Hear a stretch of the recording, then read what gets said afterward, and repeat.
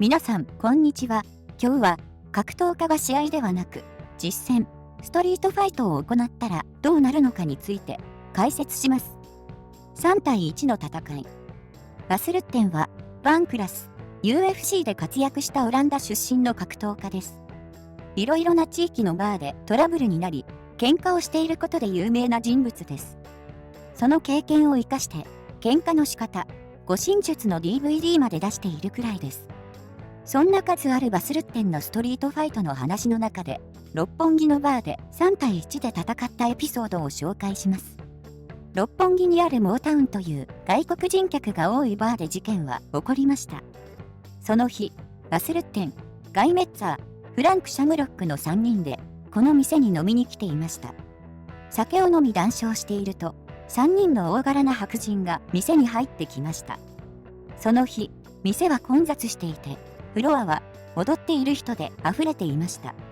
男たちは店にドカドカと入ってくると、邪魔だ、どけ、という感じで先客たちを押しのけて店に入ってきました。体の小さな日本人は大柄な男たちに吹き飛ばされて倒れる人もいました。その男たちはバスルッテンたちの近くまでやってきて、バスルッテンのことも押しました。バスルッテンは、おい、何やってんだと言うと、3人の男たちは、なんだお前は、と凄んできました。トラブルに気づいたガイ・メッツァーは、やめろ、俺たちは格闘家だと警告しました。すると、相手は、関係ねえ、俺たちはネイビーシールズだと言いました。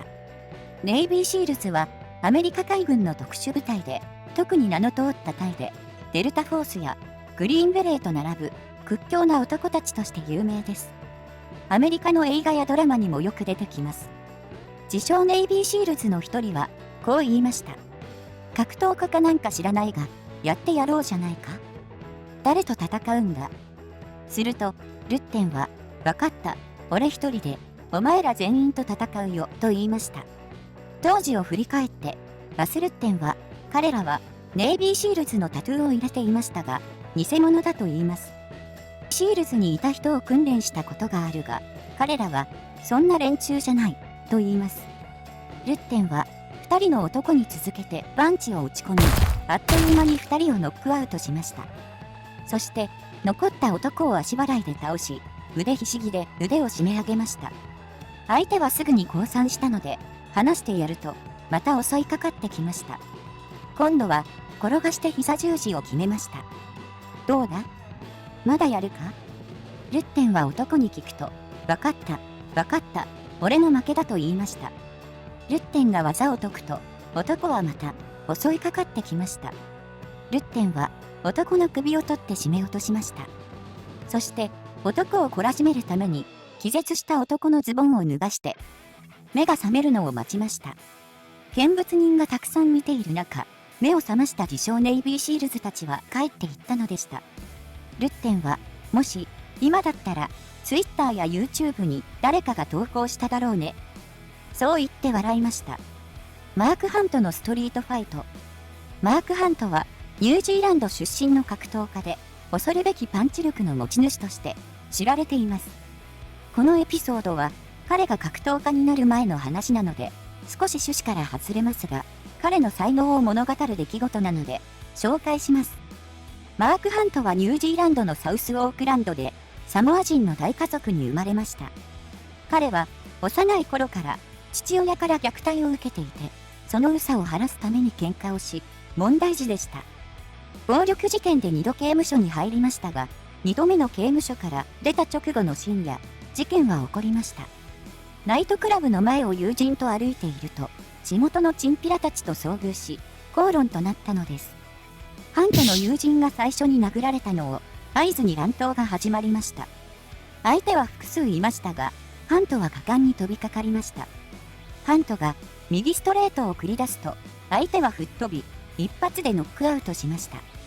すぐに警察が駆けつけましたが、多勢に無勢で、警察は仲間を無線で呼び、応援が来るまで乱闘を見ているだけでした。ハントは続けざまに他の2人にもパンチを浴びせ、あっという間に3人の男を倒しました。この乱闘を熱い視線で見つめる一人の男がいました。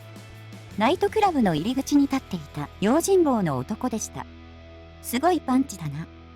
用心棒の男はハントに声をかけました。おい、こっちに来い。もうすぐ警察が大勢やってくる。便所にでも隠れてろ。ハントはナイトクラブの職員用のトイレに入り、警察から逃れました。小1時間ほど経つと、用心棒の男がやってきて、もう大丈夫だと教えてくれました。この男は、サム・マースターズという名前で、キックボクシングのジムを経営している男でした。ハントのパンチ力に驚いたサム・マースターズは、自分のジムにハントを招待しました。ハントは、1週間後、キックボクシングの試合に出て勝利を収めました。報酬として、ビール6本がハントに贈られました。この出来事が、ハントが格闘技を始めるきっかけとなったのです。バンダレイ・シューバ、ノックアウトされる。格闘家同士が喧嘩になった有名なエピソードを紹介します。2005年12月31日、日本で行われた格闘技イベント、プライド男祭り2005頂で事件が起こりました。この日の第1試合、俳優の金子健が、プライドのリングに上がりました。金子の相手は、チャールズ・クレイジー・ホース・ベネット。このマッチメイクに怒ったファンがたくさんいました。対戦相手のベネットも試合前、金子は俳優なんだろ？なんで、キャリアのないあいつがいきなり試合できるんだ？俺だって俳優になりたいが、いきなり映画デビューはできないだろ？と、至極真っ当なことを言っていました。試合は、1ラウンド腕ひしぎ十字固めで、ベネットが勝利しましたが、ベネットは、試合後、この日、金子のセコンドについていた、シュートボクセの柔術コーチ、クリスチャーノ・マルチェロのいるシュートボクセ陣営の控え室にやってきました。そして、ベネットは、マルチェロを笑いながら、馬鹿にしていました。おい、馬鹿にされてるぞ。同じ控え室にいたシウバがクリスチャーノ・マルチェロに言いました。ベネットとマルチェロは険悪となり、睨み合いとなりました。そして、ベネットはマルチェロに殴りかかりました。マルチェロをテイクダウンして上から殴りかかるベネットでしたが、マルチェロは三角締めを決め、ベネットを失神させました。この様子は YouTube にもアップされているので、誰でも見ることができますが、この動画には続きがあります。失神から目を覚ましたベネットに対して、シウバは、もうここから出て行け、と何度か背中を押して、控え室から出そうとしましたが、ベネットは振り向きざま、シウバにパンチを食らわしたのです。シウバは崩れ落ち、その場で失神してしまいました。この日シウバは、プライドミドル級の防衛戦を行いましたが、試合の前に一度ノックアウトされた状態でリングに上がったのでした。試合は、判定でシウバが勝ち防衛は果たされました。どんなに強い格闘技のチャンピオンでも、不意打ちを決められたら、簡単にノックアウトされるという事例でした。格闘家 vs NFL 選手。この戦いは、2010年、テキサス州オースティンのバーの外で起こりました。大柄の黒人男性が女性を後ろから殴り、大きな声で女性を罵りました。女性は道路に倒れ込みました。周りにたくさんの通行人がいて、その騒ぎに驚いていました。女性を殴った黒人の男性には仲間がおり、その仲間に制止されていました。すると、横から別の男性が現れ、殴った男性に食ってかかりました。何をやってる？女性を殴るんじゃない。この男は格闘家のロジャー・ウェルタでした。殴った男は元 NFL の選手と報道されています。2人の身長はほとんど変わりませんが、元 NFL の選手は体重108キロ。格闘家のロジャー・ウェルタは70キロとかなりの体重差がありました。元 NFL の選手はクソったれ。俺は気に入らねえ女はぶん殴るんだよ。黙ってろ。とウェルタに言いました。この言葉に切れたウェルタは、パンチと蹴りをぶち込み、ノックアウトしました。現場にいた人が動画を撮っていたので、動画が拡散され、多くの人が知ることとなり、人々はロジャー・ウェルタを称賛しました。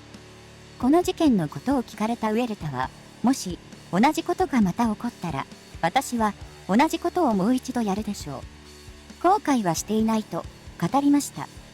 ロジャー・ウェルタのかっこいいエピソードでしたが、最後に紹介する話は、格闘家を非難する声が多かったエピソードです。